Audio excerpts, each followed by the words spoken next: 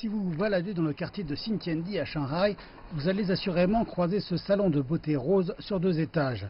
Il s'agit de la première boutique numérique en Chine du géant du cosmétique L'Oréal. À peine ouverte le mois dernier, elle offre aux clients qui achètent en ligne ses produits de soins capillaires de jouir d'un peu de service physique, à savoir des coupes de cheveux et des soins de visage. Alors qu'en Chine, le Covid-19 est sous contrôle et que les voyages intérieurs reprennent, ce service est devenu l'un des favoris auprès des clients venus de partout et il est caractéristique des premières boutiques en Chine qui ne désemplissent pas. J'habite à Beijing et je suis venu à Shanghai pour les vacances. Shanghai est une ville qui apprécie vraiment la beauté et les choses nouvelles.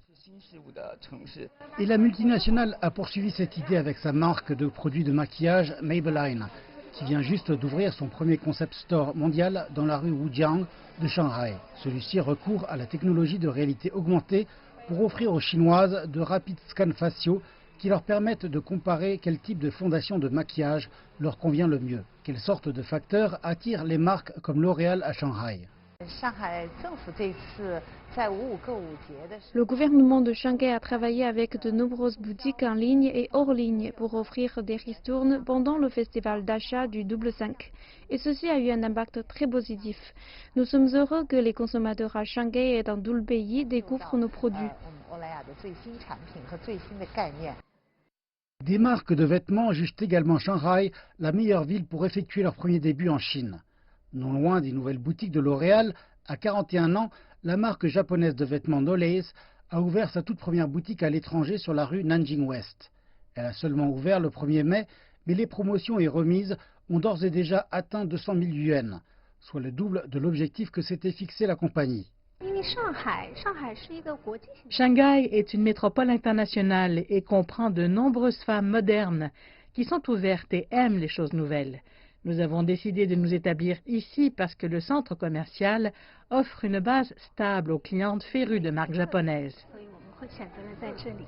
Des restaurants, des boutiques de vêtements, des cafés et des salons de beauté, Shanghai est devenue l'une des villes les plus attrayantes pour les marques étrangères désireuses d'ouvrir leur premier établissement en Chine.